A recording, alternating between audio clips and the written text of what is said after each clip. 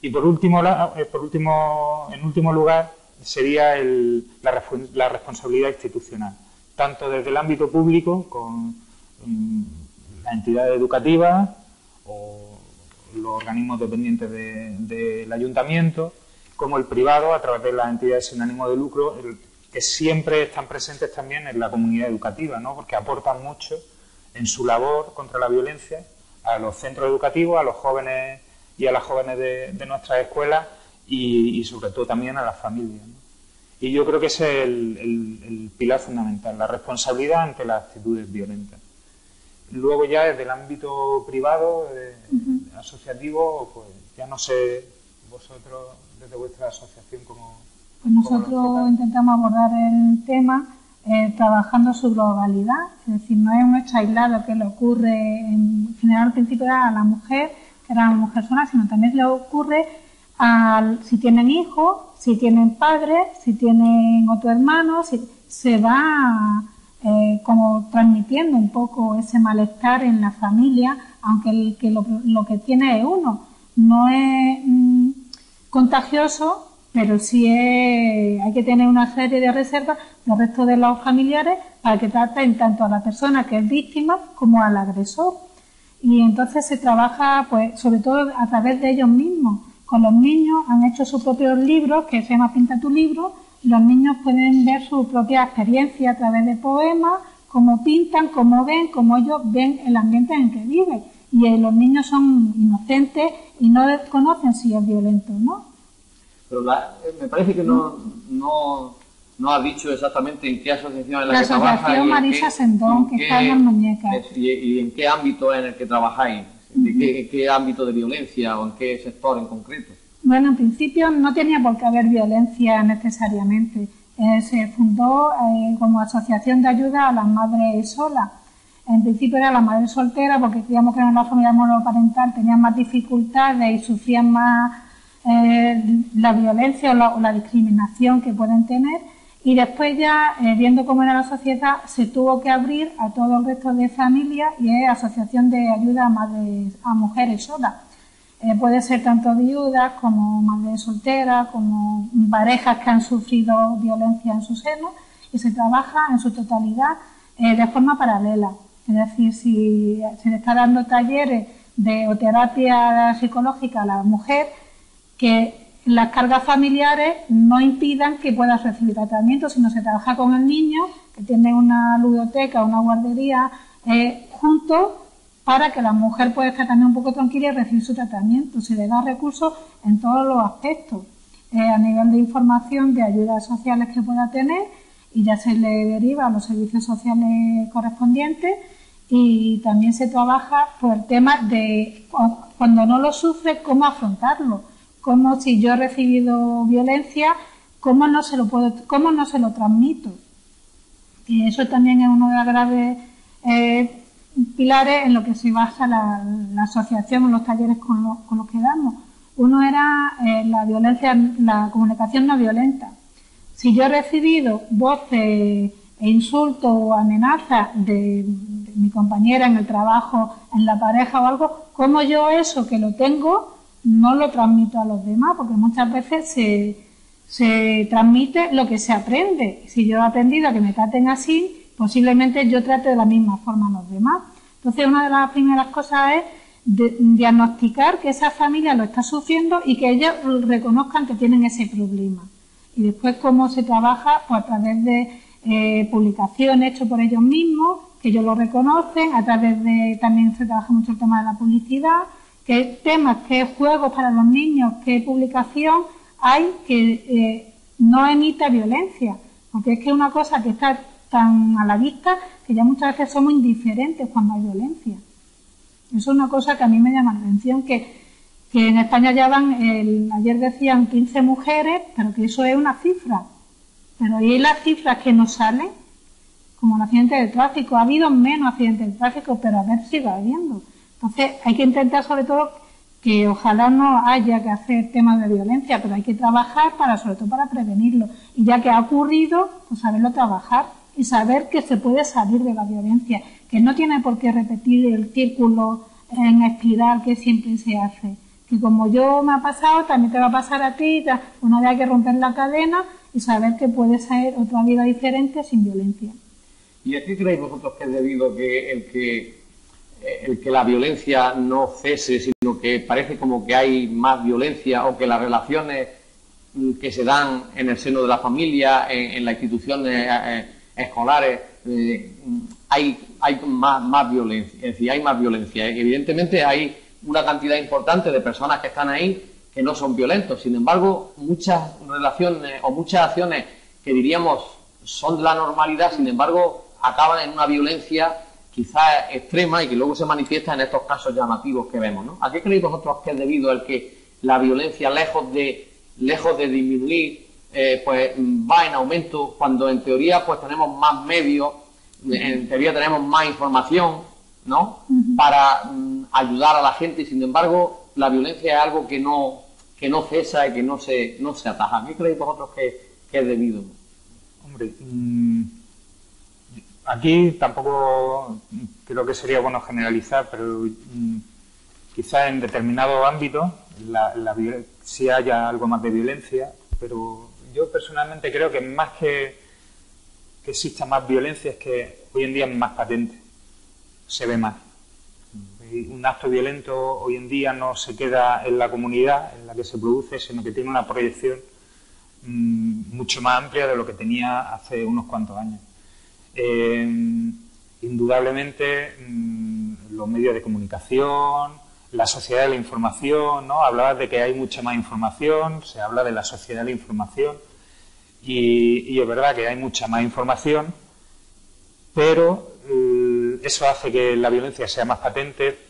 Pero yo creo que, por ejemplo, hasta que no haya más comunicación en lugar de información, hasta que no pasemos de la sociedad de la información a una sociedad de la comunicación, pues se seguirán dando este tipo de circunstancias, porque la información hay que saber canalizarla, hay que saber interiorizarla, hay que saber filtrarla y tal. Entonces, que exista más violencia en determinados ámbitos, en el ámbito escolar, por ejemplo, puede tener alguna explicación, y es que efectivamente antes el núcleo familiar era el núcleo donde se transmitían una serie de valores que hoy, pues por las circunstancias sociales, porque los núcleos familiares quizás están más dispersos, se comparten menos horas, son más cerrados. Antes un núcleo familiar se comunicaba con otras familias, ¿no? Se compartía mucho más, y hoy en día es más cerrado. Los niños pasan muchas más horas solos, tienen otro hábito de vida. Antes se juega más en la calle, ahora se juega más en el dormitorio, antes se juega más al balón, ahora se juega más a la Play o a cualquier videojuego,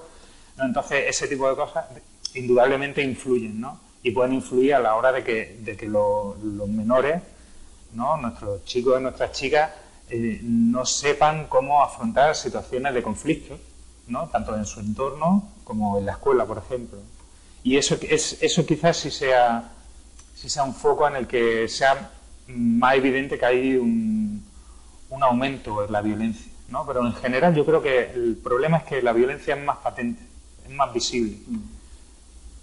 No sé si yo, a mi juicio, lo que también un poco veo, y a nivel un poco particular, la falta de autoridad que se tiene, por ejemplo, los padres, y la sobredelegación en instituciones. O sea, yo tengo el niño, pero el niño lo educa el colegio, que para eso está el profesor. Que como ya haya alguna queja del profesor, yo ya voy el padre y ya va el profesor.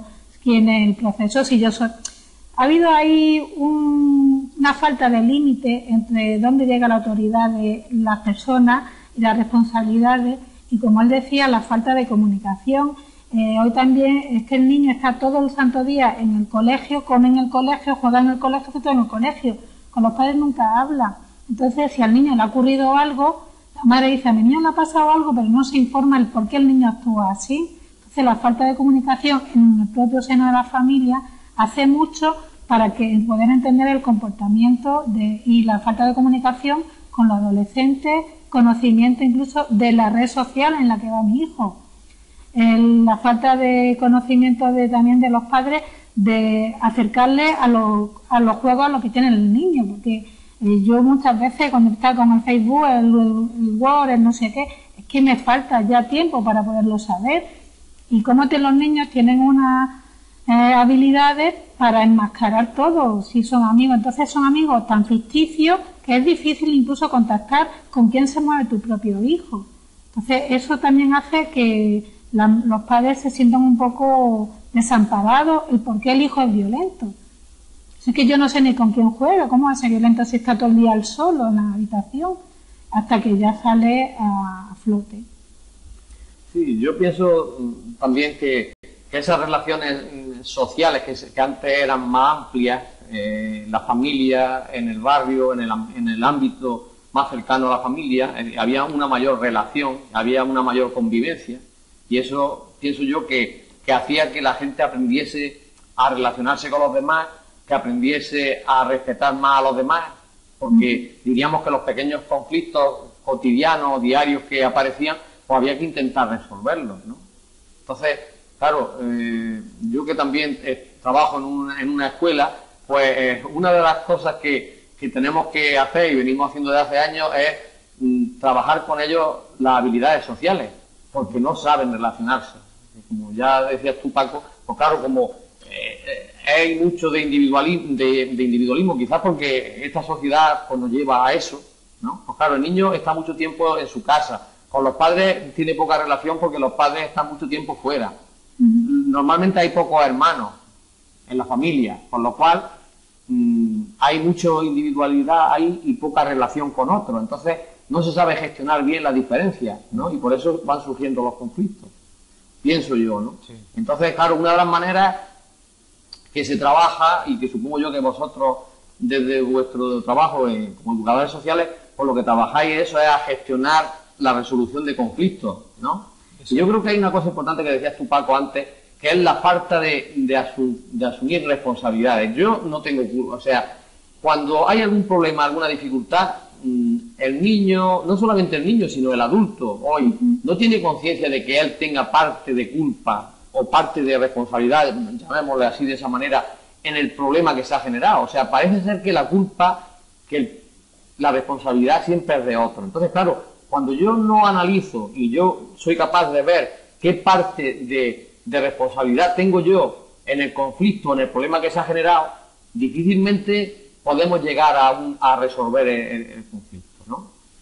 Claro, y eso creo yo que afecta mucho al nivel de resolución de conflictos, tanto en la familia como a nivel de resolución de esos problemas en la institución escolar o en los ámbitos más cercanos, pues qué digo yo, de una comunidad de vecinos o de un colectivo, ¿no?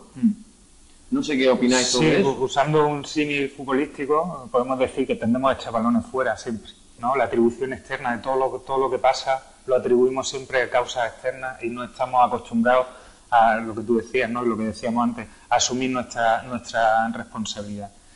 Desde la escuela se trabaja eso.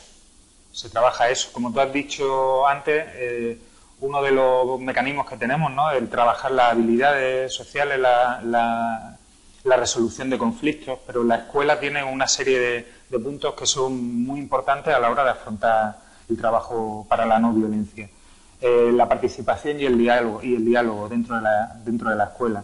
Participación de las familias, participación del profesorado, participación del alumnado, una gestión democrática de la convivencia también, ¿no? Que luego podemos extrapolar a todos los ámbitos de nuestra vida, desde una comunidad de vecinos hasta, no sé, un equipo de fútbol incluso.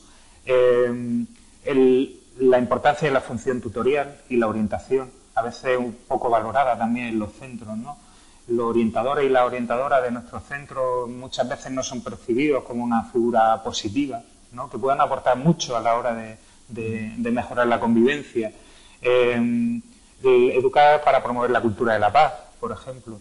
Y luego una serie de mecanismos que son importantes, como son pues, la estrategia de los círculos de calidad, ¿no? El crear, digamos, grupos de gente que pueda analizar qué está pasando en el entorno, la mediación en conflictos, por ejemplo, la ayuda entre iguales, fundamental para el trabajo con los niños. No sé, son una serie de mecanismos que está desarrollando la escuela de adaptación a los nuevos tiempos, ¿no? Y que, bueno, que es verdad que cambiar un sistema educativo y una mentalidad educativa pues no se consigue ni de hoy para mañana ni de esta década para la siguiente, ¿no? y que en una época de tanta evolución pues continuamente se van generando nuevos cambios, pero que mecanismos para trabajar en pos de la no violencia yo creo que se están generando y son mecanismos muy válidos.